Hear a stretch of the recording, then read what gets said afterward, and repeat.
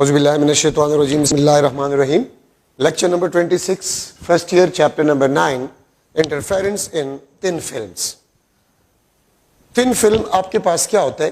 कोई भी मीडियम जिसका थिकनेस जो है वो comparable to the wavelength of light हो, which is comparable to the wavelength of light, उसको बेसिकली हम thin film कहते हैं. ये देखिए आपके पास मीडियम है और इसका थिकनेस आपके पास जो है this is comparable to the wavelength of light. ठीक है, तो इसको बेसिकली हम कहते हैं थिन फिल्म. थिन फिल्म में आपके पास क्या होता है? फर्स्ट ऑफ ऑल तो ये देखिए, ये आपके पास इंसिडेंट लाइट है, this is a reflected light. ये आपके पास इंसिडेंट, ये आपके पास रिफ्लेक्टेड लाइट है, और ये आपके पास ट्रांसमिटेड लाइट है, या इसको हम रिफ्लेक्टेड लाइट भी कहते हैं. इसको हम ट्रांसमिटेड और रिफ्लेक्टेड लाइट भी कहते हैं. दिस इज रिफ्लेक्टेड, ये आपके पास ट्रांसमिटेड. इसके दरमियान ये हमने 8 चैप्टर में डिस्कस किया था कि देखिए, अगर कोई भी लाइट वेव रेयर मीडियम से डेंसर, लेट सपोज ये आपके पास ग्लास है, सो दिस इज डेंसर. अगर कोई वेव आ रहा है, लेट सपोज ये आपके पास वेव और ये रिफ्लेक्ट हो रहा है, तो इन दोनों के दरमियान फेज डिफरेंस आपके पास जो होगा ये 180 डिग्री आपके पास होगा. मैंने आपको ये बताया था कि अगर रेयर मीडियम में वेव प्रोपेगेट कर रहा है और वो डेंसर से रिफ्लेक्ट होता है, डेंसर से रिफ्लेक्ट होता है, तो 180 डिग्री आपके पास क्या आएगा? फेज डिफरेंस आएगा. 180 डिग्री आपके पास जो है ये फेज डिफरेंस आएगा. ठीक है, ये इंसिडेंट लाइट है, ये आपके पास रिफ्लेक्टेड लाइट है, ये आपके पास ट्रांसमिटेड या ये आपके पास रिफ्रैक्टेड लाइट है.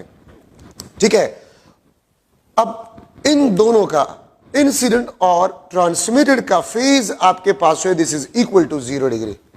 इंसिडेंट ट्रांसमिटेड का फेज सेम, इंसिडेंट और रिफ्लेक्टेड के दरमियान 180 डिग्री फेज डिफरेंस, तो रिफ्लेक्टेड और ट्रांसमिटेड के दरमियान भी 180 डिग्री आपके पास फेज डिफरेंस आएगा. ठीक है, अब ये रिफ्लेक्टेड और ट्रांसमिटेड जब सुपरपोज होते हैं तो ये हमें क्या देता है? डिफ्रैक्शन पैटर्न देता है. ठीक है, तो अगर आप लोगों को याद हो 180 degree this is equal to pi, और ये करेस्पॉन्ड करता है, correspond to lambda by 2 path difference. ठीक है, this correspond to lambda by 2 path difference. ठीक है, ये बात आप लोग याद रखें. 180 डिग्री या pi radian correspond to lambda by 2 path difference. तो देखिए, रिफ्लेक्टेड और ट्रांसमिटेड के दरमियान 180 डिग्री फेज डिफरेंस होता है. ठीक है, जब ये रिफ्लेक्टेड और ट्रांसमिटेड सुपरपोज होंगे तो यहां पर हम इंटरफेरेंस पैटर्न को ऑब्जर्व करेंगे.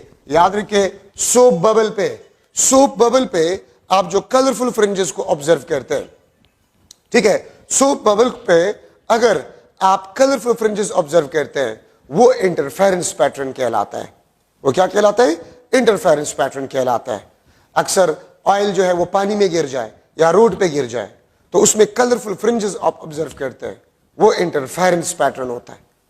सीडी जो होता है, जब आप सूरज की रोशनी में इसको पकड़ लेते हैं, उसमें आप कलरफुल फ्रिंजेस ऑब्जर्व करते हैं, वो इंटरफेरेंस पैटर्न होता है बेसिकली. ठीक है, तो रिफ्लेक्टेड और ट्रांसमिटेड लाइट सुपरपोज हो जाते, यहां पर हम इंटरफेरेंस को ऑब्जर्व करते हैं. मैं फिर रिपीट कर रहा हूं कि आप सोप बबल पे देखिए, कलरफुल फ्रिंजेस होते हैं. जब सूरज की रोशनी सोप बबल पे फॉल होता है तो सोप बबल में आप कलरफुल फ्रिंजेस ऑब्जर्व करते हैं, वो इंटरफेरेंस पैटर्न होता है.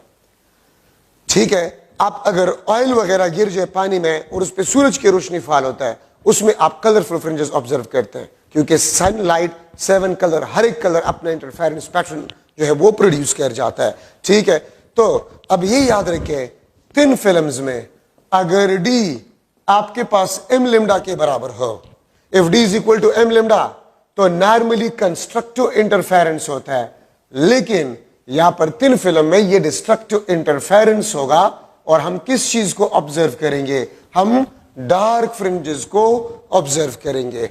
ठीक है, और अगर d आपके पास m+1/2 लैम्डा हो तो नॉर्मली ये डिस्ट्रक्टिव का होता है, लेकिन थिन फिल्म्स में ये कंस्ट्रक्टिव का बन जाता है, कंस्ट्रक्टिव इंटरफेरेंस और हम ब्राइट फ्रिंज को ऑब्जर्व करेंगे, हम ब्राइट फ्रिंजेस को ऑब्जर्व करेंगे।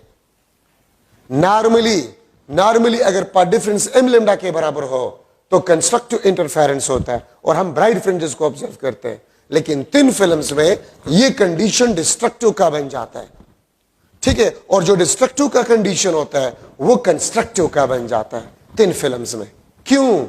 अगर आपसे कोई पूछे कि इसका कास क्या है, the condition for constructive and destructive interference reversed, इसका कास आपके पास क्या है? इसका कास आपके पास फेजर डिफरेंस है, ठीक है। तो यहां पर मैं लिख लेता हूं कि द कास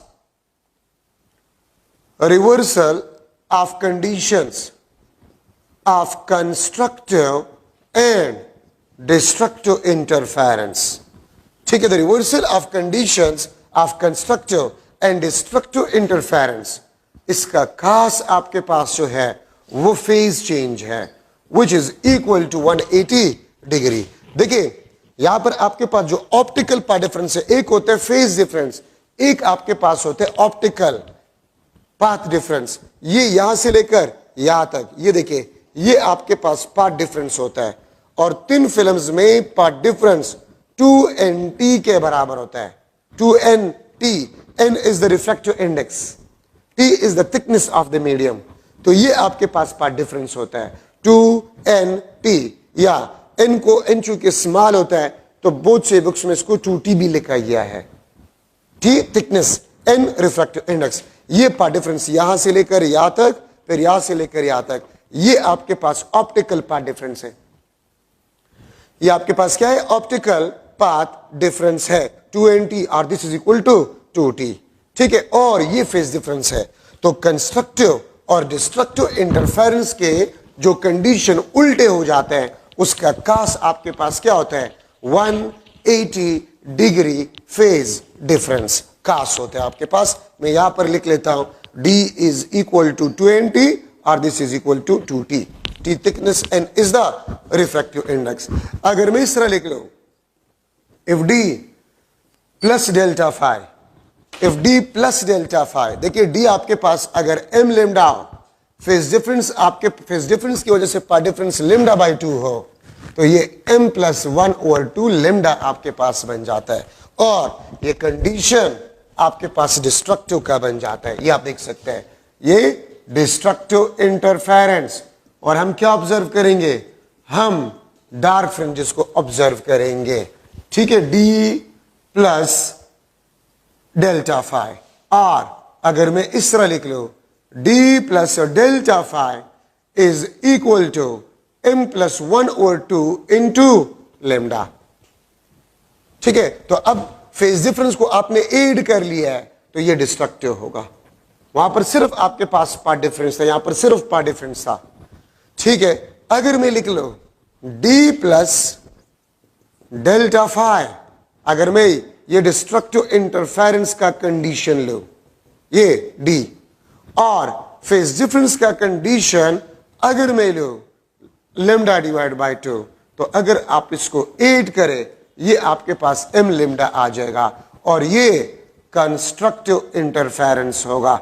और कंस्ट्रक्टिव इंटरफेरेंस अगर होगा we will observe bright fringes, हम ब्राइट फ्रिंजेस को ऑब्जर्व करेंगे, ठीक है। तो आपने अगर पाथ डिफरेंस और फेज डिफरेंस को सम किया और कंस्ट्रक्टिव का कंडीशन आ गया तो कंस्ट्रक्टिव इंटरफेरेंस ही होगा। अगर आपने पाथ डिफरेंस और फेज डिफरेंस को ऐड किया और डिस्ट्रक्टिव इंटरफेरेंस का कंडीशन आ गया, ठीक है, तो फिर वो डिस्ट्रक्टिव ही होगा। लेकिन अगर सिर्फ d आपको दिया ये थिन फिल्म्स में m लेमडा या d m प्लस 1/2 लेमडा, ठीक है, तो फिर आपके पास जो कंडीशंस होते हैं कंस्ट्रक्टिव और डिस्ट्रक्टिव के वो रिवर्स हो जाते हैं, ठीक है। तो ये आपके पास जो है इंपॉर्टेंट पॉइंट्स है, ठीक है, in the interference in thin films में ये आपके पास इंपॉर्टेंट कंडीशंस है। देखिए आपके बुक में एक शॉर्ट क्वेश्चन भी है कि just before bursting a soap bubble it looks like black, why? It looks like a black, why? Reason आपके पास क्या है? क्योंकि देखिए सोप बबल जो होता है उस जब वो फटता है तो फटने से पहले उसका थिकनेस नेग्लिजिबल स्मॉल होता है, उसका थिकनेस नेग्लिजिबल स्मॉल हो जाता है, विच इज अप्रोक्सीमेटली 0। तो देखिए अगर मैं लिख लो d is approximately equal to 0, means thickness is approximately equal to, मैं इस तरह भी लिख सकता हूं कि thickness is approximately equal to 0। तो नॉर्मली कंस्ट्रक्टिव इंटरफेरेंस होता है अगर पार्ट डिफरेंस 0 हो, लेकिन थिन फिल्म्स है तो थिन फिल्म्स में आपके पास ये डिस्ट्रक्टिव होगा और हम इसको क्या ऑब्जर्व करेंगे, हम फ्रिंज को डार्क फ्रिंज ऑब्जर्व करेंगे। ठीक है, आपके बुक में तो नहीं है, फेडरल बोर्ड के बुक में है न्यूटन रिंग्स। न्यूटन रिंग्स में जो सेंट्रल फ्रिंज होता है, सेंट्रल फ्रिंज, ये हमेशा आपके पास क्या होता है, ऑलवेज डार्क, ये हमेशा आपके पास डार्क होता है।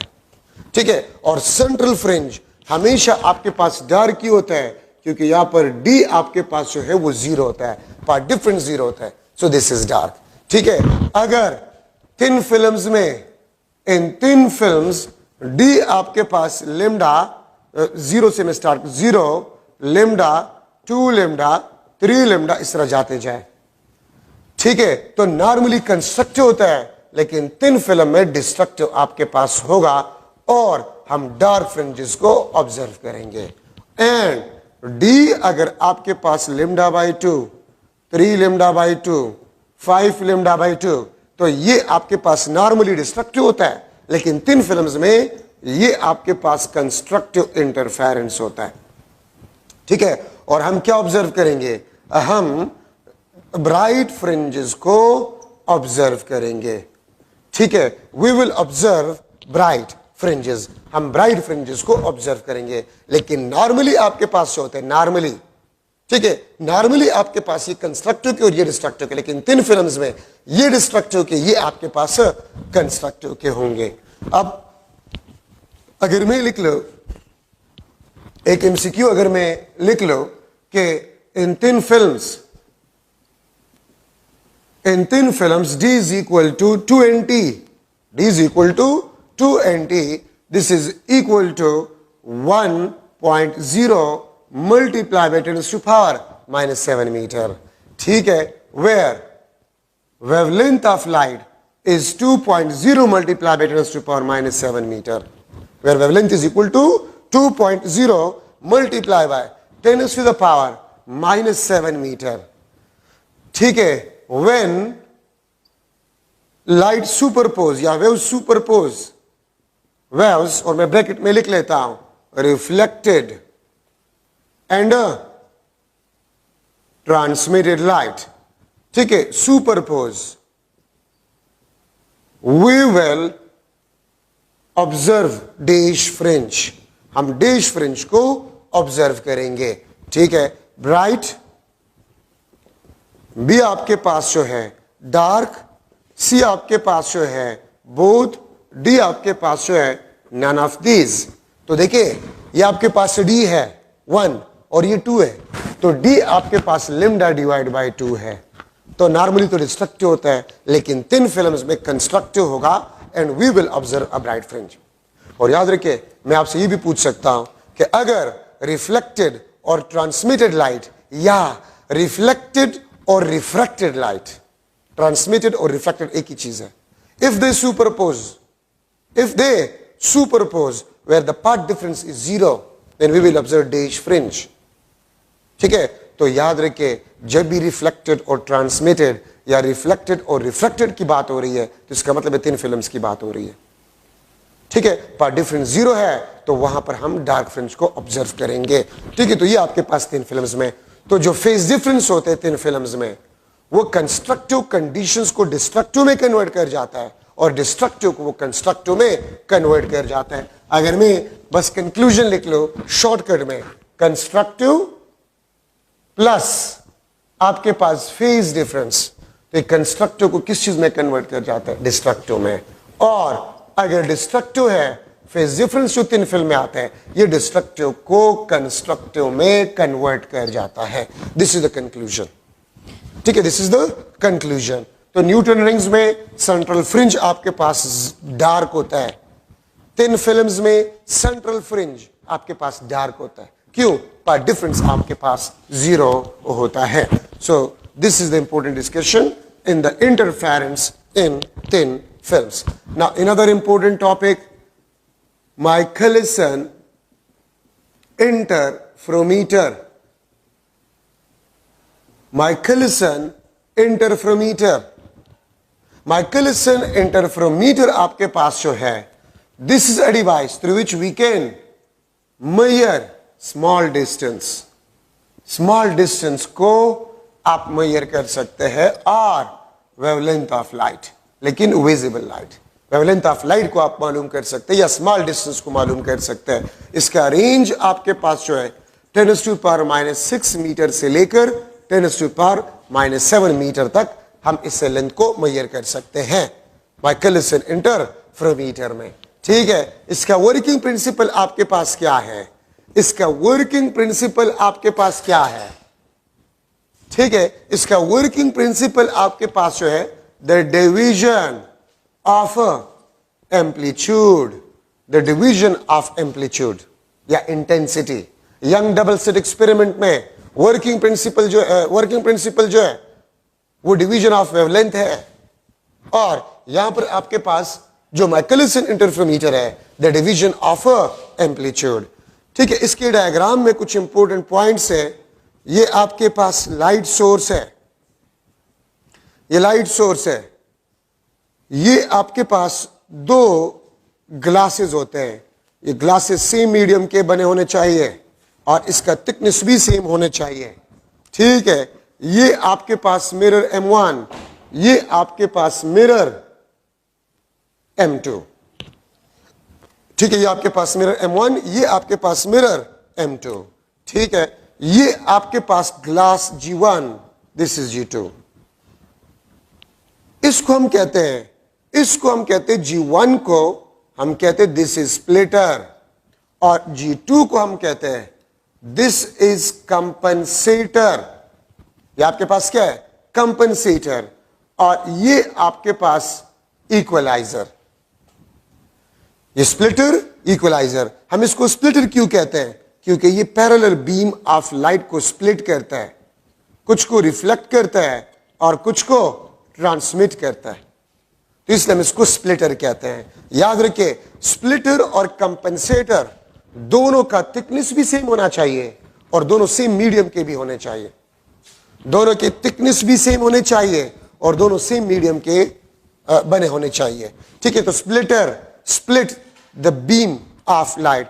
इसको 45 डिग्री पे रखा जाता है. This is 45 degree.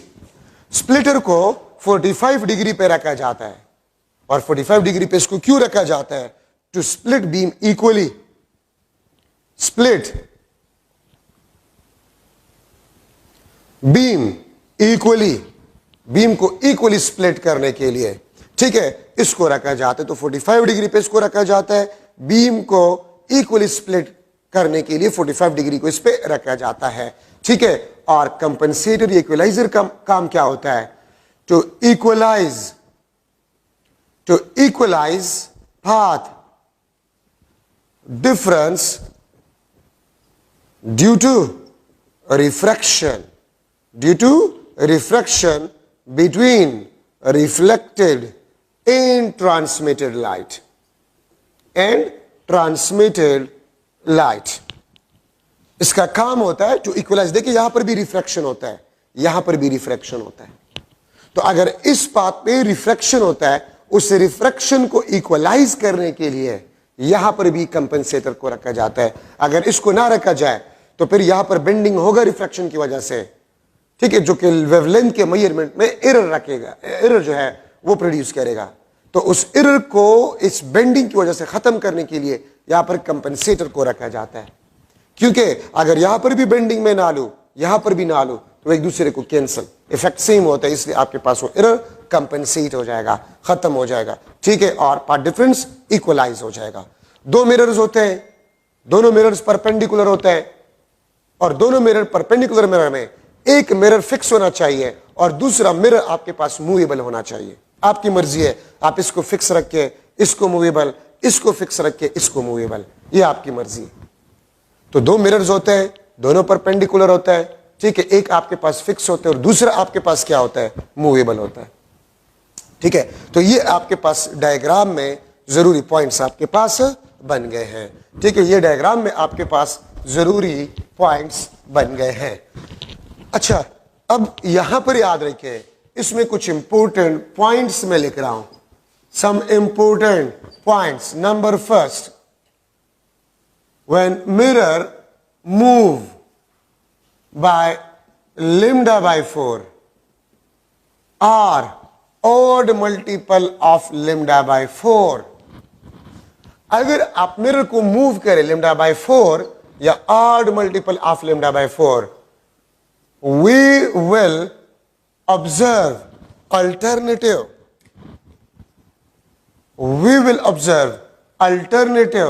bright, dark or dark bright fringes। ठीक है, एक आपके पास पॉइंट बना। सेकंड पॉइंट आपके पास बना, second point, when mirror move by lambda divided by 2 or integral multiple of lambda divided by 2, when mirror move by lambda by 2 or integral multiple of lambda by 2, we will observe consecutive bright or dark fringes। ठीक है, आप consecutive bright या consecutive dark fringes को observe करेंगे अगर आप mirror को lambda by 2 या integral multiple of lambda by 2 move करें, lambda by 2 और integral multiple of lambda by 2, यहां पर lambda by 4 और odd multiple of lambda by 4। Third point आपके पास माइकलसन इंटरफेरोमीटर में जो है, ठीक है, कि आपके पास जो पाथ डिफरेंस होता है, आपके पास जो पाथ डिफरेंस होता है, path difference produced, this will be equal to 2 times of distance moved by mirror. Moved by mirror. Path difference produced, this will be equal to 2 times of distance moved by mirror. क्यों?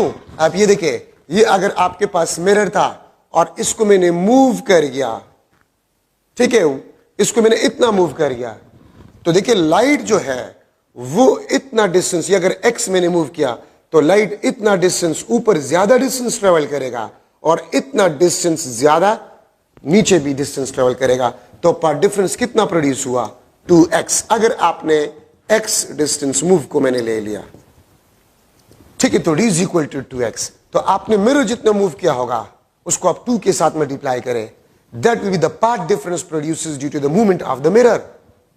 ठीक है, तो ये 3 आपके पास important points है। अच्छा, अब आप ये देखें थोड़ा सा, अगर मैं मिरर को lambda by 4 मूव करूं या odd multiple of lambda by 4, तो हम अल्टरनेटिव ब्राइट डार्क या डार्क ब्राइट फ्रिंजेस को ऑब्जर्व करेंगे।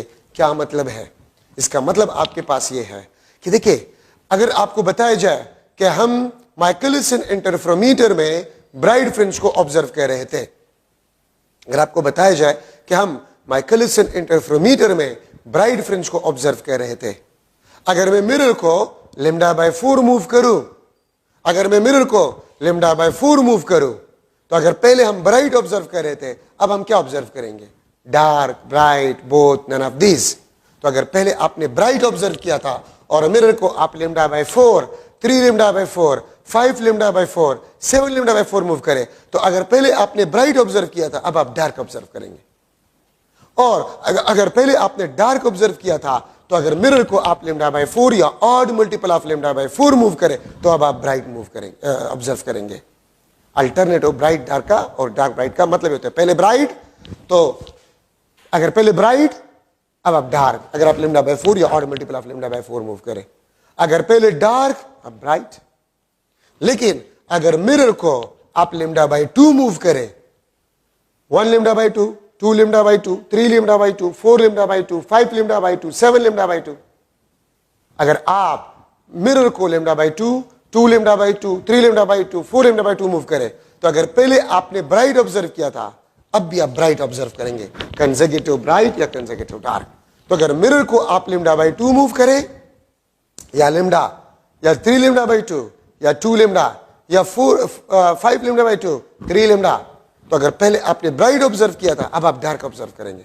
अगर पहले डार्क, अब आप ब्राइट। और इस एमसीक्यूज आपके किसी भी प्रीवियस पेपर में देखे, इससे आपके पास जो है एमसीक्यूज आते हैं। ठीक है, तो ये आपके पास जरूरी पॉइंट्स है इन अ माइकलिसन इंटरफेरोमीटर। हम माइकलिसन इंटरफेरोमीटर का जो प्रिंसिपल फार्मूला डिराइव करते हैं, वो इससे डिराइव करते हैं, वो इससे हम डिराइव करते हैं। ठीक है, किस तरह आपके पास है, तो देखिए यहां पर अगर मैं लिख लो the principle formula of Michelson interferometer, the principle formula of Michelson interferometer is equal to n lambda by 4 plus lambda by 4। मैंने 2 दफा क्यों लिखा, देखिए मैंने आपको स्टार्ट में बताया, अगर आप मिरर को लेमडा बाई 4 रिमूव करें तो पार्ट डिफरेंस जो हमने प्रोड्यूस किया वो 2 लेमडा बाई 4 होगा, या लेमडा बाई 2 आपके पास बन जाएगा। तो n इंटू लेमडा बाई 2, तो d आपके पास n times of lambda by 2। d किस चीज को रिप्रेजेंट करता है, ये डिस्टेंस मूव्ड को रिप्रेजेंट करता है। n आपके पास जो है the number of fringes moved और ऑब्जर्व्ड को ये शो कर रहा है। लिम्डा इज द वेवलेंथ। ठीक है, इससे आप अगर वेवलेंथ आपने मालूम करना है तो 2d डिवाइड बाय n, अगर नंबर ऑफ फ्रिंजेस आपने मालूम करना है तो 2d डिवाइड बाय लेमडा। ठीक है, तो ये आपके पास प्रिंसिपल फार्मूला है। अगर नंबर ऑफ फ्रिंजेस मूव्ड या ऑब्जर्व्ड आपको दिया गया है और वेवलेंथ ऑफ लाइट आपको दिया गया है, तो डिस्टेंस मूव्ड आप इससे कितने मिरर हमने कितना मूव किया इससे आप मालूम कर सकते।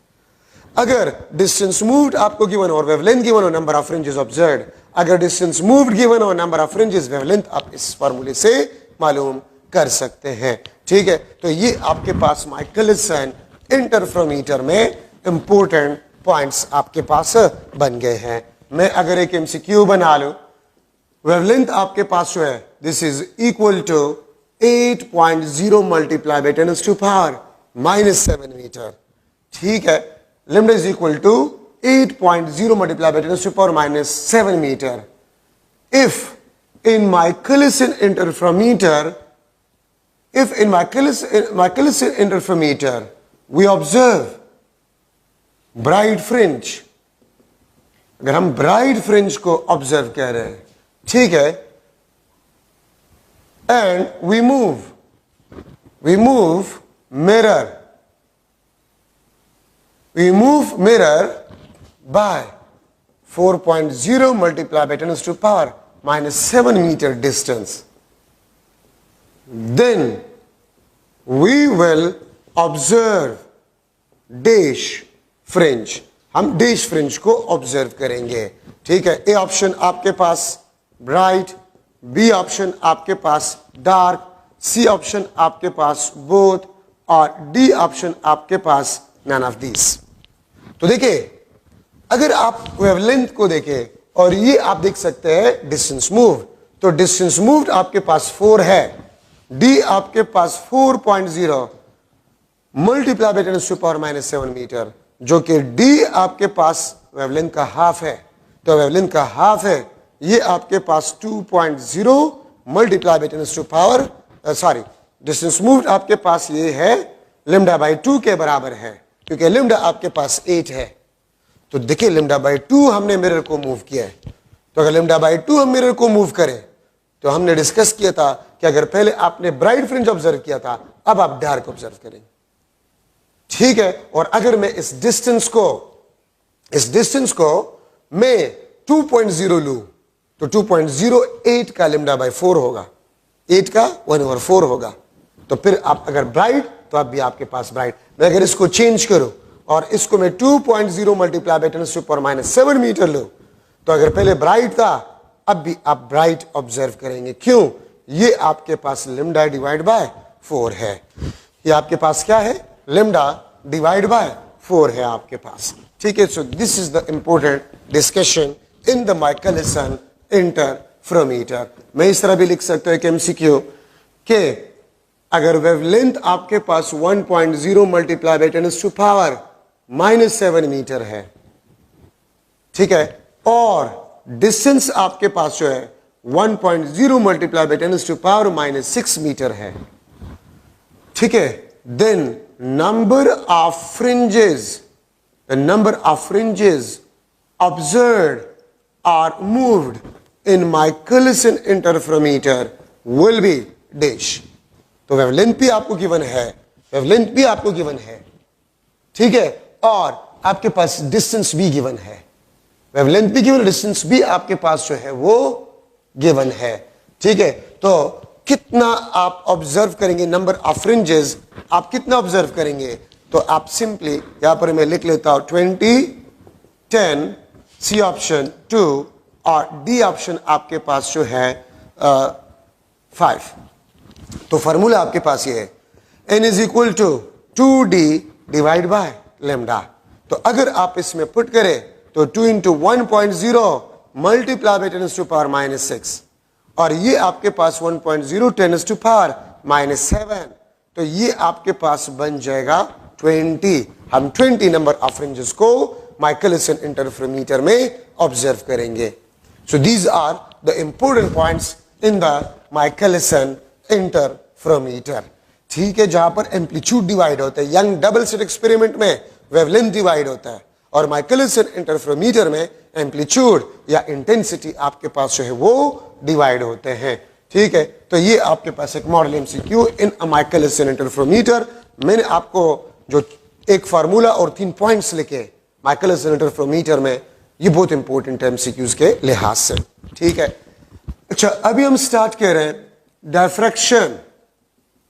डायफ्रैक्शन प्योरली वेव प्रॉपर्टी है और डायफ्रैक्शन का मतलब आपके पास होता है द बेंडिंग और spreading of light when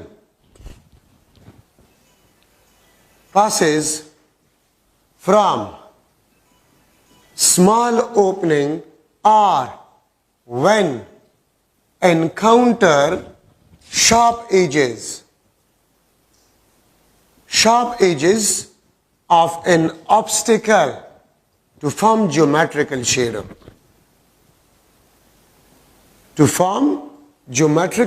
shadow, known as diffraction।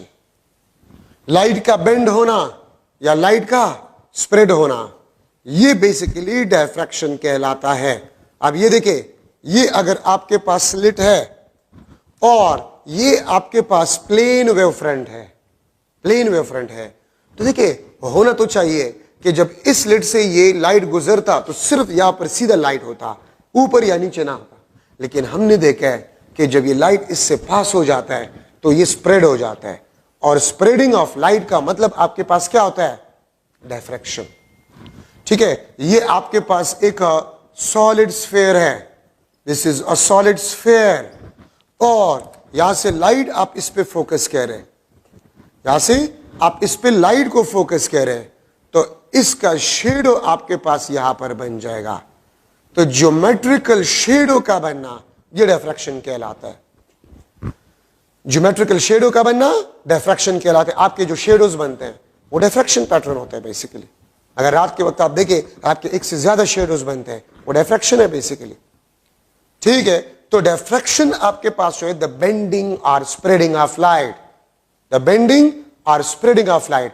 अगर एक लाइट जो है वो स्मॉल ओपनिंग से पास हो जाए या शार्प एजेस के साथ अगर इंट्रैक्शन कर जाए और वो ज्योमेट्रिकल शेडो बना ले, या स्मॉल ओपनिंग से पास होने के बाद वो स्प्रेड हो जाए, तो ये डायफ्रैक्शन कहलाता है। ये क्या कहलाता है, डायफ्रैक्शन। और जिस तरह हम कहते हैं, याद रखिए यहां पर मैं कुछ पॉइंट्स लिख लेता हूं। First, if wavelength is comparable to D, तो आपके पास interference in diffraction will occur. Interference और डायफ्रैक्शन आपके पास अकर होगा।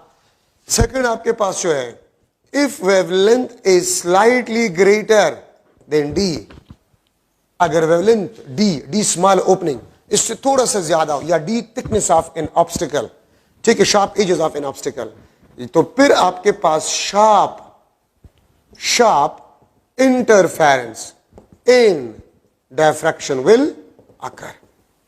शार्प इंटरफेरेंस या डिफ्रैक्शन आपके पास अकर होगा अगर डी वेवलेंथ से ज्यादा हो या डी वेवलेंथ से बहुत ज्यादा कम हो। इन दोनों कंडीशंस में आपके पास ना तो इंटरफेरेंस होगा,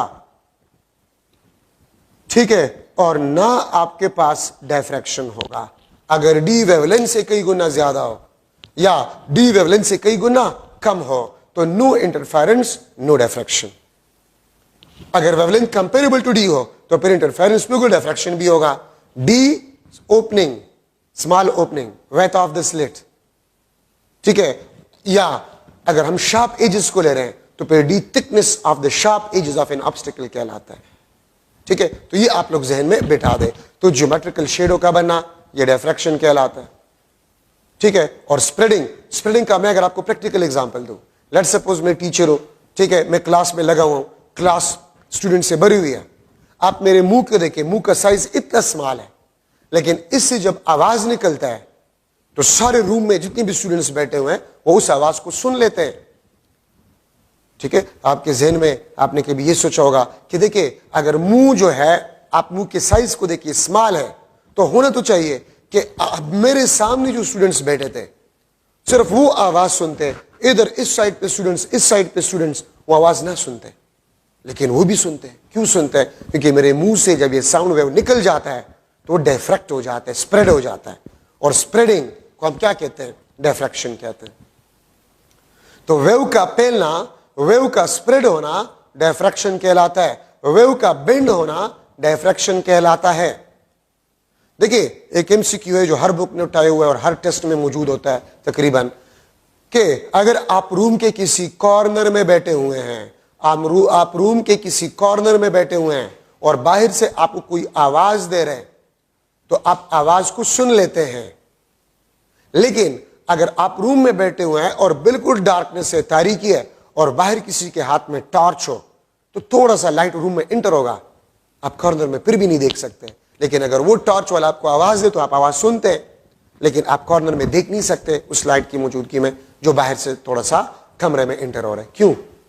क्योंकि लाइट का जो वेवलेंथ होता है वो आपके रूम में अगर कहीं पर ओपनिंग है, दरवाजे में थोड़ा सा ओपनिंग है, खिड़की में थोड़ा सा ओपनिंग है, रोशनदान में थोड़ा सा ओपनिंग है, तो साउंड वेव का, लाइट वेव का जो वेवलेंथ होता है वो काफी स्मॉल होता है। तो वेवलेंथ अगर काफी स्मॉल होते हैं डी से तो वो लेस डिफ्रैक्ट होगा, इसलिए आप कॉर्नर में नहीं देख सकते, लेकिन आप रूम के कॉर्नर में सुन सकते हैं अगर बाहर से आपको कोई भी आवाज दे रहे। क्यों? क्योंकि साउंड का जो वेवलेंथ है वो लॉन्गर है, और साउंड का जो वेवलेंथ है वो दरवाजे के ओपनिंग या खिड़की में कोई ओपनिंग है, थोड़ा सा सुराख है, उसके कंपेरेबल होता है।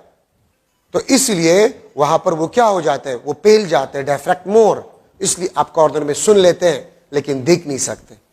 एक एमसीक्यू है जो कि हर बुक में मौजूद है कि which property confirm that the wavelength of sound wave is much more than the wavelength of light wave। तो किस प्रॉपर्टी ने कंफर्म किया है कि साउंड वेव का वेवलेंथ लाइट वेव से ज्यादा है? तो diffraction confirm that the wavelength of sound wave is much more than the wavelength of light wave। ठीक है। और अगर आपसे एक एमसीक्यू पूछा जाए कि साउंड वेव और लाइट वेव में डिफ्रैक्ट कौन सा ज्यादा होगा, तो इसका मतलब आम रूटीन में बात हो रही है, तो साउंड वेव विल डिफ्रैक्ट मोर, क्योंकि साउंड वेव का वेवलेंथ लॉन्गर है लाइट वेव के वेवलेंथ से, तो साउंड वेव विल डिफ्रैक्ट मोर। ठीक है। और which property confirm that the wavelength of sound wave is greater than the wavelength of light wave, तो डिफ्रैक्शन कंफर्म इट, डिफ्रैक्शन ने इसको कंफर्म कर लिया। ठीक है। अच्छा, अब डिफ्रैक्शन पैटर्न में भी ब्राइट डार्क फ्रिंजेस होते हैं और इंटरफेरेंस पैटर्न में भी ब्राइट डार्क फ्रिंजेस होते हैं, लेकिन इसमें डिफरेंसेस होते हैं। आप शेडोज को देखें रात के वक्त, ठीक है, चांद रात पे या रात के वक्त अपने शेडोज, तो एक से ज्यादा शेडोज होते हैं, ये डिफ्रैक्शन पैटर्न होता है। ठीक है। अगर आपके कमरे का दरवाजा थोड़ा सा खुला है और उसमें सूरज की रोशनी इंटर हो रही है, जमीन पे आपको डार्क ब्राइट फ्रिंजेस नजर आएंगे, वो डिफ्रैक्शन पैटर्न होता है। ठीक है। तो डिफरेंस आपके पास क्या है? यहां पर मैं लिख रहा हूं इंटरफेरेंस, यहां पर मैं लिख रहा हूं डायफ्रैक्शन, ठीक है, ये आपके पास इंटरफेरेंस पैटर्न, ये आपके पास डिफ्रैक्शन पैटर्न, ठीक है, overlapping of a small number of waves, overlapping of small number of waves, diffraction में overlapping of large number of waves, पहला आपके पास इंपॉर्टेंट पॉइंट। सेकंड आपके पास इंपॉर्टेंट पॉइंट के इंटरफेरेंस में ब्राइट फ्रिंज आपके पास जो होता है वो कंप्लीटली ब्राइट होता है, ठीक है, और डार्क फ्रिंज आपके पास जो होता है वो कंप्लीटली डार्क होता है। Bright fringe is completely bright, dark fringe is completely dark. Diffraction में क्या होता है? Bright fringe not completely bright, ठीक है, और डार्क फ्रिंजेस वो नॉट कंप्लीटली डार्क। आप अपने शेडोज को देख लेना, आपके शेडोज कंप्लीटली डार्क नहीं होते तो डिफ्रैक्शन है। डार्क फ्रिंजेस डिफ्रैक्शन पैटर्न में कंप्लीटली डार्क नहीं होते, लेकिन इंटरफेरेंस में अगर आप देखें तो ब्राइट फ्रिंजेस कंप्लीटली ब्राइट होते हैं और डार्क फ्रिंजेस कंप्लीटली डार्क होते हैं, ठीक है। फ्रिंज स्पेस या फ्रिंज विड्थ आपके पास जो होता है वो कांस्टेंट होता है या सेम होता है, और फ्रिंज स्पेस या फ्रिंज विड्थ आपके पास जो होता है डिफ्रैक्शन में नॉट सेम। और ये बात याद रखिए, सेंट्रल फ्रिंज आपके पास जो होता है has a large size and more intensity, ठीक है। इंटरफेरेंस में फ्रिंज स्पेस या फ्रिंज विड्थ कांस्टेंट होता है, फ्रिंजेस के दरमियान डिस्टेंस कांस्टेंट होता है, लेकिन डिफ्रैक्शन में फ्रिंज स्पेस या फ्रिंज विड्थ या फ्रिंजेस के दरमियान डिस्टेंस वो कांस्टेंट नहीं होते। So these are the important differences in interference and diffraction. MCQs में आ सकता है कि if you observe dark and bright fringes, where the bright fringes are not completely bright, dark fringes are not completely dark, then the pattern is dish, diffraction pattern, interference pattern, both, none of these, ठीक है। तो इसमें आपके पास MCQs आ सकते हैं। So these are the important differences between interference and diffraction pattern, ठीक है। अच्छा, अब यहां पर हम डिस्कस कर रहे हैं diffraction grating, डिफ्रैक्शन ग्रेटिंग। आपके पास the device where opaque parallel equispaced lines, the device where opaque parallel equispaced lines drawn on transparent glass और प्लास्टिक, इसको हम डिफ्रैक्शन ग्रेटिंग कहते हैं। This is used to measure wavelength of light, ठीक है। ये वेवलेंथ ऑफ लाइट को मालूम करने के लिए इस्तेमाल होता है, इसको हम डिफ्रैक्शन ग्रेटिंग कहते हैं। लेट सपोज ये आपके पास कोई ग्लास है, ग्लास शीट है, ग्लास इज ट्रांसपेरेंट, ट्रांसपेरेंट जिससे लाइट पास हो जाए, ओपेक जिससे लाइट पास ना हो, उसको हम ओपेक कहते हैं। अगर इस पे आप पैरेलल इक्विस्पेस लाइंस को ड्रॉ करें, पैरेलल इक्विस्पेस लाइंस को अगर आप ड्रॉ करें तो इस डिवाइस को हम डिफ्रैक्शन ग्रेटिंग कहते हैं, ठीक है। और अगर यहां पर आप देखें, दिस इज डी आपके पास है, this is the opening of the slit, opening of the slit. अब देखिए यहां पर डी आपके पास जो है, D is equal to L divided by N।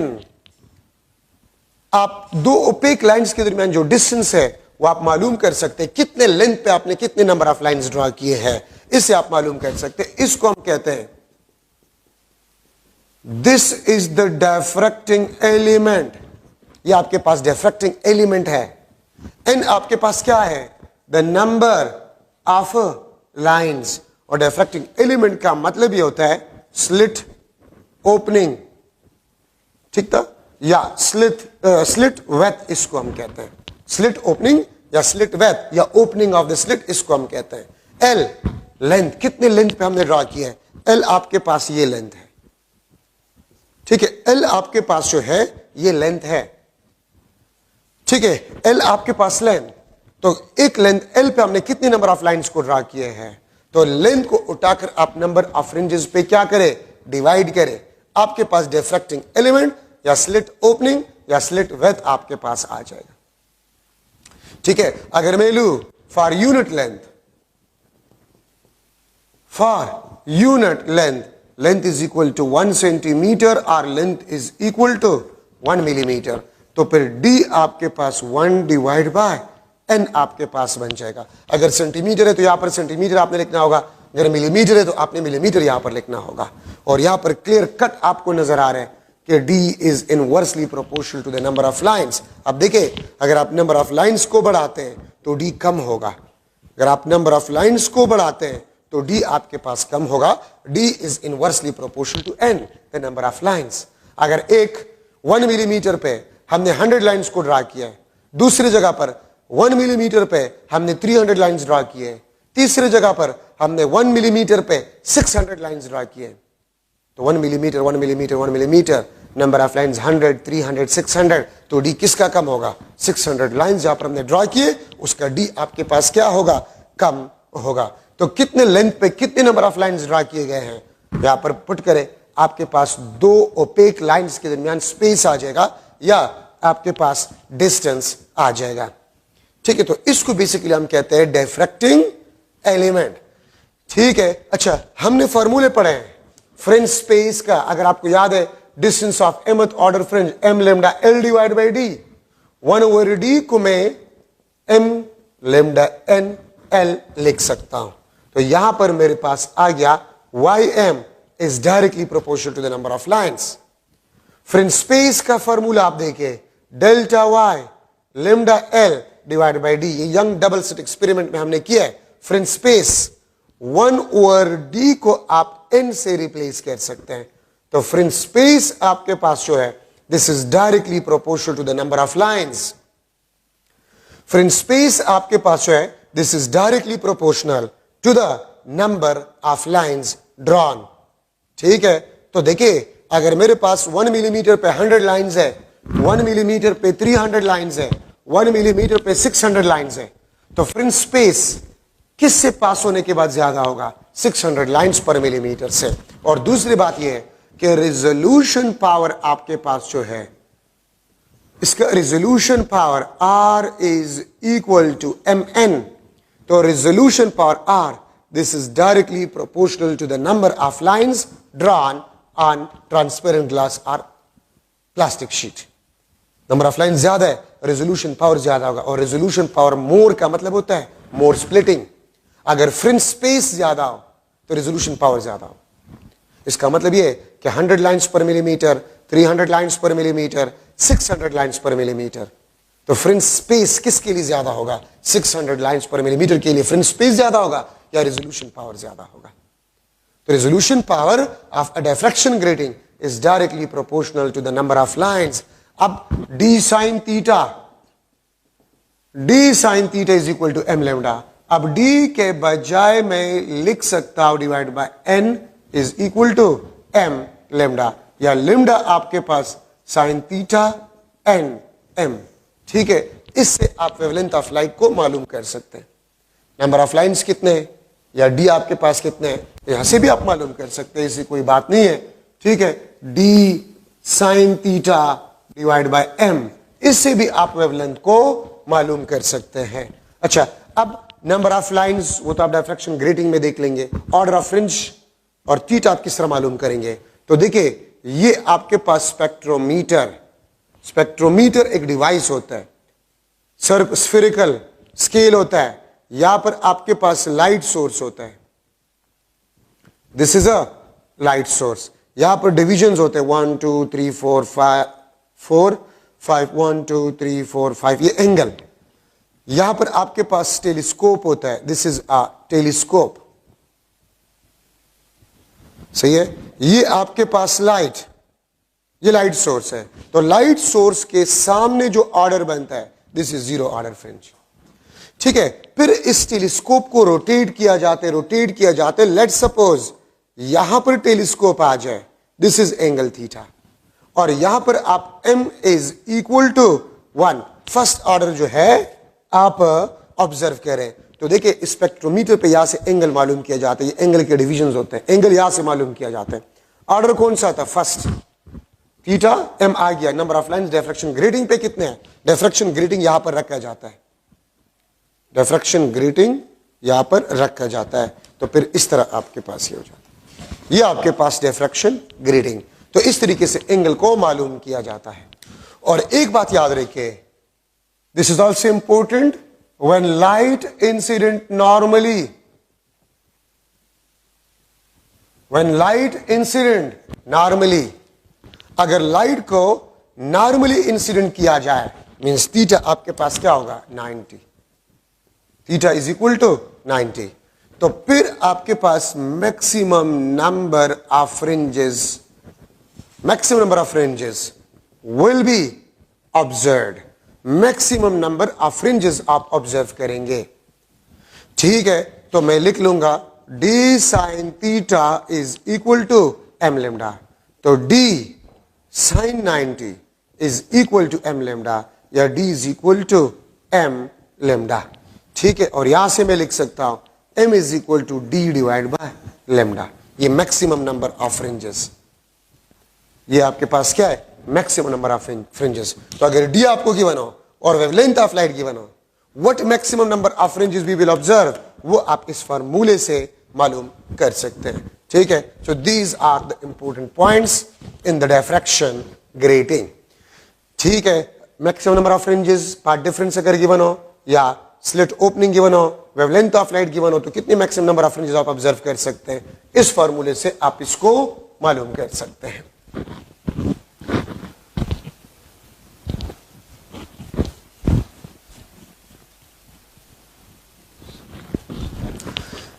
अच्छा, अब ये आपके पास यहां पर आप देखिए, आपके बुक में एक फ्राउनहोफर एक्सपेरिमेंट है, single slit experiment. Single slit में 2-3 सिर्फ एमसीक्यूज पॉइंट्स है, वो जहन में बैठा दे। सिंगल स्लिट एक्सपेरिमेंट में सिंगल स्लिट इस्तेमाल किया गया है और लाइट को डिफ्रैक्ट किया गया है, एक बात। दूसरी बात, सिंगल स्लिट में फ्राउनहोफर ने क्या लिया था कि लाइट किस तरह स्प्लिट होता है, तो वही इमेजनरी पॉइंट्स, हाइगन वेव थ्योरी में जो इमेजनरी पॉइंट्स थे स्लिट्स पे, ठीक इस तरह इमेजनरी पॉइंट्स उसने लिए थे। ठीक है, बाकी उसमें कोई खास बात नहीं है, ठीक है, कि मैं आपको बता दूं। अच्छा, यहां पर अभी हम डिस्कस कर रहे हैं X-rays diffraction. X-rays diffraction, this is used in crystallography, ये हम क्रिस्टलोग्राफी में इस्तेमाल करते हैं। X-ray diffraction is used in a crystallography to know about the arrangement of particles, the arrangement of particles in crystal, in solid crystals के particles आपके पास किस तरह अरेंज है। ठीक है, तो पार्टिकल्स अरेंजमेंट को स्टडी किया जाता है एक्स-रेज डिफ्रैक्शन से या इलेक्ट्रॉन माइक्रोस्कोप में। क्यों? क्योंकि सॉलिड क्रिस्टल्स या सॉलिड्स की जितनी भी प्रॉपर्टीज है, जितनी भी प्रॉपर्टीज है, वो डिपेंड करता है अरेंजमेंट ऑफ पार्टिकल्स पे।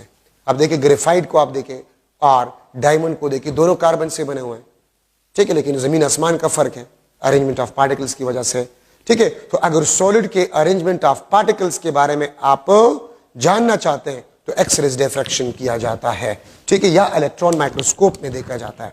ठीक है, और यहां पर क्रिस्टल्स जो होते हैं they are used as diffracting grating.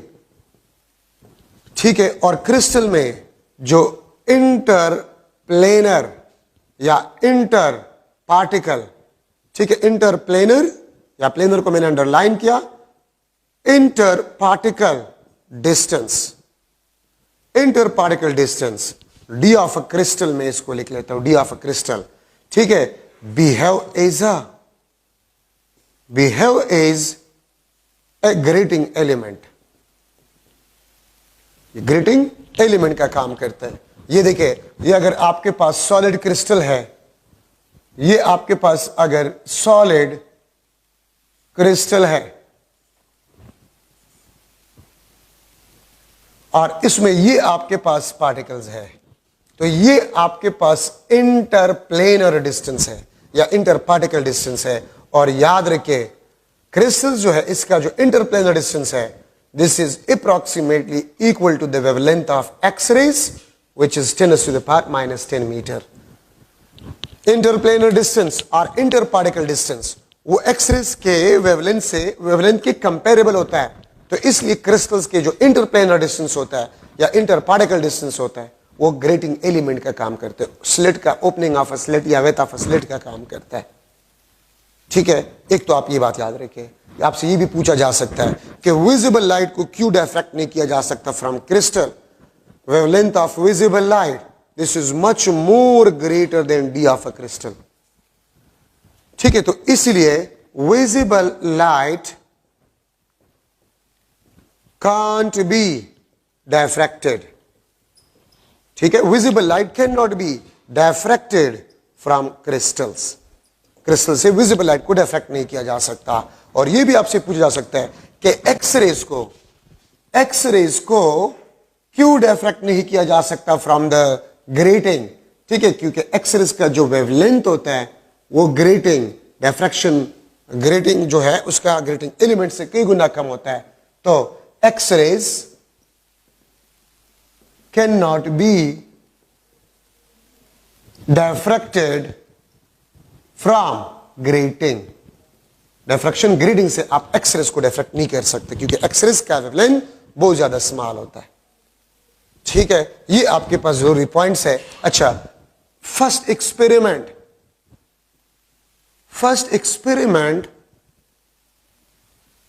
Performed by Laue, LAUE, first X-rays diffraction experiment perform by Laue. And first experimental law जो है एक्सरेज डिफ्रैक्शन का, वो ब्रिग्स लॉ है। ब्रिग्स ने कंफर्म किया था। ठीक है, अब ब्रिग्स लॉ में आपके पास जो पार्ट डिफरेंस है, ब्रिग्स लॉ में आपके पास जो पार्ट डिफरेंस होता है, this is equal to 2dy और this is equal to 2d sin theta. ठीक है, path difference in Bragg's law that is 2dy या 2d sin थीटा। ठीक है, एक्सपेरिमेंटली बाकायदा इसको कंफर्म किया था। और ब्रिग्स लॉ आपके पास जो है 2d sin theta is equal to m lambda. आप d मालूम कर सकते हैं m lambda divide by 2 sin theta. आप वेवलेंथ को मालूम कर सकते हैं 2d sin theta divide by m। ठीक है, d is the interplanar distance या inter particle distance, m is the order of range, lambda आपके पास जो है वेवलेंथ ऑफ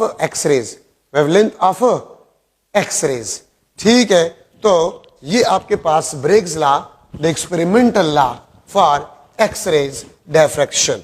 ये आपके पास एक्सपेरिमेंटल लॉ है फॉर द एक्सरेज डिफ्रैक्शन।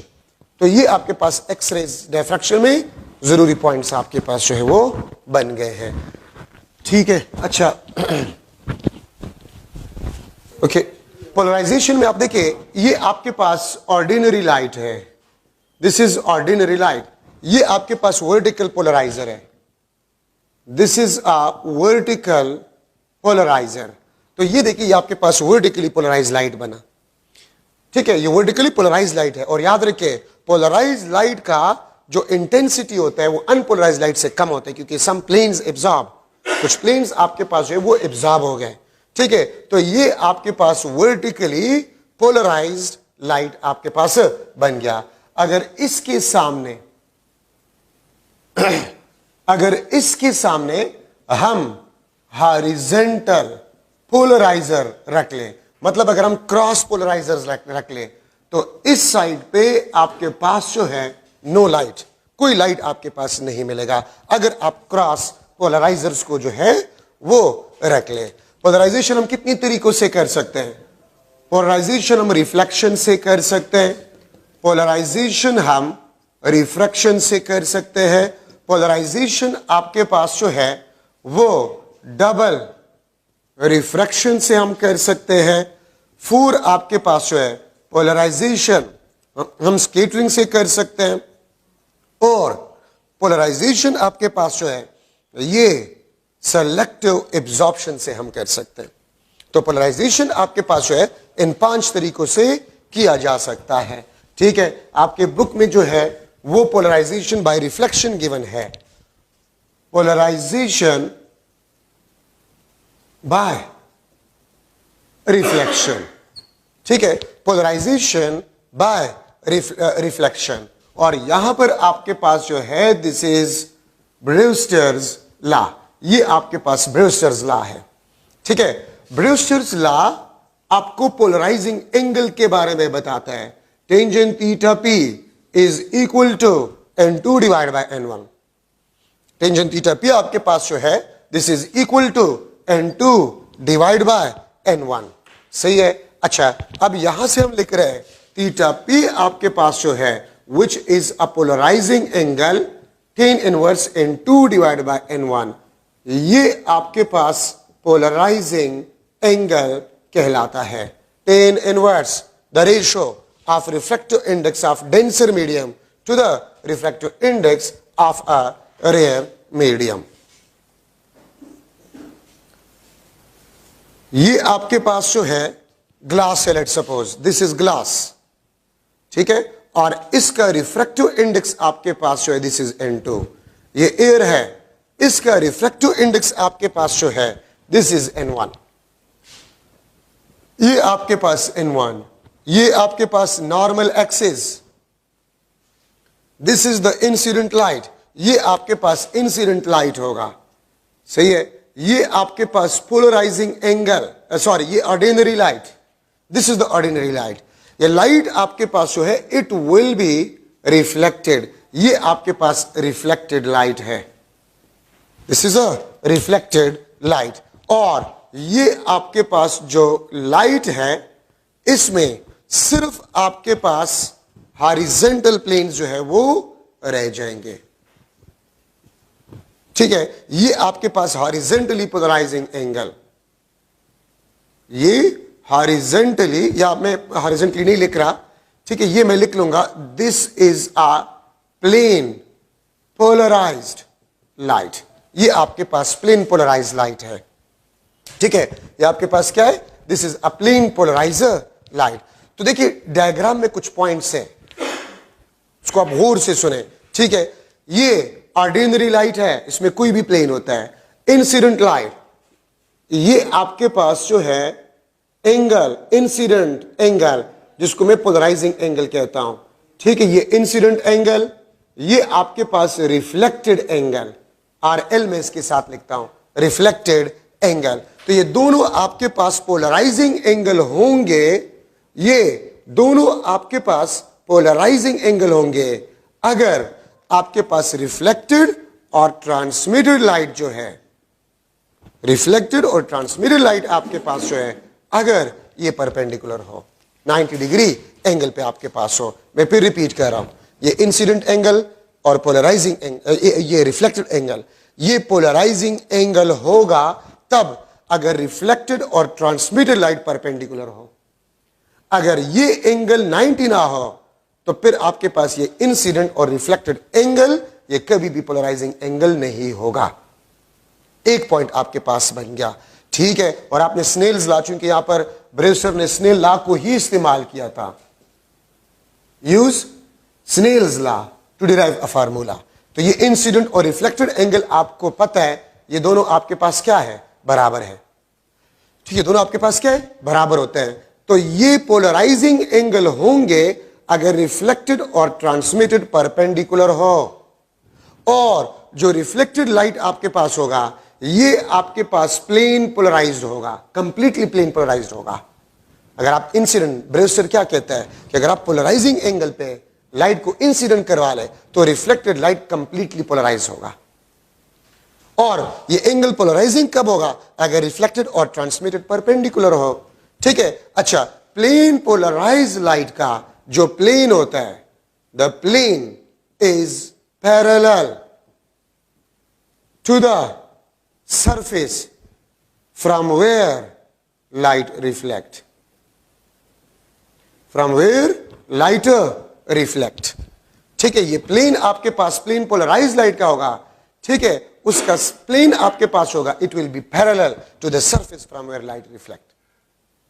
ठीक है, एक आपके पास ये एमसीक्यू पॉइंट बना, ये प्लेन पोलराइज लाइट है, ये 90 पे ये पोलराइजिंग एंगल है। फार्मूला आपके पास पोलराइजिंग एंगल के लिए tan इनवर्स इनटू ये ऊपर रिफ्रैक्टिव इंडेक्स ये डेंसर मीडियम का है, और नीचे वाला आपके पास हो ये रेयर मीडियम का रिफ्रैक्टिव इंडेक्स आपके पास होगा। अगर एमसीक्यू में आ जाए कि sunlight reflected from the road, तो it will be completely polarised, partially polarised, unpolarised या नन ऑफ दीज, तो पार्शियली पोलराइज्ड। कंप्लीटली पोलराइज नहीं होगा। कंप्लीटली पोलराइज तब होगा अगर पोलराइजिंग एंगल पे आप लाइट को इंसिडेंट करवा लें। तो Brewster used Snell's law, polarising angle is equal to tan inverse the refractive index of density to rare. ठीक है, plane of the plane polarized light is parallel to the surface from where light reflect। ठीक है, तो ये आपके पास जरूरी points है इन ब्रेवस्टर्स law. Reflected और ट्रांसमिटेड आपके पास 90, अगर ये 90 ना हो तो फिर light reflected light completely polarize आपके पास नहीं होगा। ठीक है, तो ये आपके पास ब्रेवस्टर्स लॉ में जरूरी पॉइंट्स आपके पास बन गए हैं। अच्छा, अब यहां पर हम ऑप्टिकल एक्टिविटी को ले रहे हैं। ऑप्टिकल एक्टिविटी, ठीक है, ऑप्टिकल एक्टिविटी क्या है? The rotation of plane polarized light. ठीक है, the rotation of plane polarized light known as optical activity. इसको हम क्या कहते हैं? ऑप्टिकल एक्टिविटी हम इसको कहते हैं। ठीक है, इसको हम क्या कहते हैं? ऑप्टिकल एक्टिविटी हम इसको कहते हैं। और मीडियम जो यूज होता है, मीडियम यूज, ये आपके पास ऑप्टिकली एक्टिव मीडियम आपके पास होता है, ये ऑप्टिकली एक्टिव मीडियम होता है। और ऑर्गेनिक कंपाउंड सॉल्यूशन आपके पास जो होते हैं, they are basically the optically active medium. ठीक है, तो अगर आप प्लेन पोलराइज लाइट के प्लेन को रोटेट करें तो सम एंगल थीटा, तो इसको बेसिकली हम कहते हैं प्लेन, इस फिनोमेना को हम कहते हैं ऑप्टिकल एक्टिविटी। ये आपके पास जो है, let's suppose plane polarise light है and this is optically active medium, ये आपके पास ऑप्टिकली एक्टिव मीडियम होगा। अगर ये प्लेन पोलराइज लाइट ये मैं पास कर लूं from the optically active medium, तो ये देखे थीटा एंगल से ये प्लेन रोटेट हो जाएगा। इस फिनोमेना को हम ऑप्टिकल एक्टिविटी कहते हैं। और ये याद रखे, थीटा आपके पास जो है, theta this is directly proportional to the concentration of solution, organic compound solution. ज्यादा थीटा से रोटेशन होगा अगर कंसंट्रेशन आपके पास ज्यादा हो, कम थीटा से रोटेशन होगा अगर आपके पास कंसंट्रेशन जो है वो कम हो। ठीक है, ये बात याद रखिए। आप अगर बुक में देखें तो बुक में लिखा ही है कि स्ट्रेसेस को, मेडिसिन को और मेटल्स को वो चेक किए जाते by using optical activity phenomena. किस तरह चेक किए जाते? लेट्स सपोज ये आयरन रॉड है, ये आयरन रॉड है, अब ये अंदर से खाली है कि फिल है, तो एक प्लेन पोलराइज लाइट को इससे पास किया जाता है और वहां पर उस साइड पे देखा जाता है, अगर रोटेशन स्मॉल हो तो इसका मतलब ये अंदर से खाली है, और अगर रोटेशन ज्यादा हो इट मींस ये अंदर से खाली नहीं है। ठीक है, मेडिसिन वाले दावा करते हैं कि इस मेडिसिन में इतना परसेंट शुगर है, इतना परसेंट आयरन है, इतना परसेंट ये आया, उसका ये दावा ठीक है कि ठीक नहीं है। तो हमें पता होता है कि शुगर का कितना कंसंट्रेशन कितना प्लेन रोटेट करता है, आयरन का कितना कंसंट्रेशन कितना प्लेन रोटेट करता है, ये हमें पता होता है। तो प्लेन पोलराइज लाइट को मेडिसिन से पास किया जाता है और फिर उसके रोटेशन से देखा जाता है, ठीक है, कि कंसंट्रेशन आया उसमें उतना है कि नहीं है। अगर इस रॉड पे स्ट्रेस है, स्ट्रेस, तो अगर इस पे स्ट्रेस हो, लोड हो, तो इसके मॉलिक्यूल्स में एलोंगेशन आता है। अगर इसमें एलोंगेशन आता है तो इसका मतलब स्ट्रेस ज्यादा है। तो जब प्लेन पोलराइज लाइट को इससे पास किया जाता है और वो कम रोटेट हो, इसका मतलब इस पे स्ट्रेस बहुत ज्यादा है। और अगर ज्यादा रोटेट हो जाए इसका मतलब यह है कि इस पे स्ट्रेस कम है और आप इस पे और लोड जो है वो रख सकते हैं। तो ये तरीका ऑप्टिकल एक्टिविटी फिनोमेना इस चीज के लिए इस्तेमाल किया जाता है। ठीक है, अच्छा अब यहां पर कुछ जनरल डिस्कशन है। एक लाइट अगर एक मीडियम से दूसरे मीडियम में इंटर हो जाए तो कौन सा प्रॉपर्टी चेंज नहीं होगा? पहली बात तो यह है कि लाइट जिस किस्म का भी हो उसका स्पीड वैक्यूम में कांस्टेंट होता है, उसका स्पीड वैक्यूम में कांस्टेंट होता है। ठीक है, इंफ्रारेड हो, एक्सरेज हो, गैमा रेज हो, माइक्रोवेव्स हो, लेकिन wavelength, frequency, amplitude, intensity, energy ये आपके पास डिफरेंट होते हैं। याद रखे lambda m is equal to lambda v divide by n। ये लाइट का वेवलेंथ है, this is inversely proportional to the refractive index. तो अगर एक लाइट रेयर मीडियम से डेंसर मीडियम में इंटर हो जाए तो वेवलेंथ डिक्रीज होगा। Wavelength is inversely proportional to the refractive index. v आपके पास जो है this is equal to c divide by n, और v आपके पास जो है this is inversely proportional to the refractive index. तो अगर लाइट रेयर से डेंसर में इंटर होता है तो स्पीड डिक्रीज, वेवलेंथ डिक्रीज। ठीक है, फ्रीक्वेंसी आपके पास never change, frequency of light will never change. बाकी एनर्जी चेंज हो सकता है, वेवलेंथ चेंज हो सकता है, ठीक है, स्पीड चेंज हो सकता है, इंटेंसिटी चेंज हो सकता है, लेकिन फ्रीक्वेंसी चेंज नहीं हो सकता। ठीक है, अच्छा अब आपके पास स्कैटरिंग है। Scattering is inversely proportional to the wavelength of light. Why the sky is blue? Because of scattering. अगर एटमॉस्फेयर ना होता जमीन पे तो आसमान का कलर क्या होता? Dark black. क्यों? स्कैटरिंग नहीं होता तो वो आपको ब्लू नजर नहीं आता। ठीक है, रेड सिग्नल दूर से आपको नजर आता है। क्यों? क्योंकि रेड लाइट का वेवलेंथ ज्यादा होता है, वो लेस स्कैटर्ड होता है, तो दूर से आपको नजर आता है।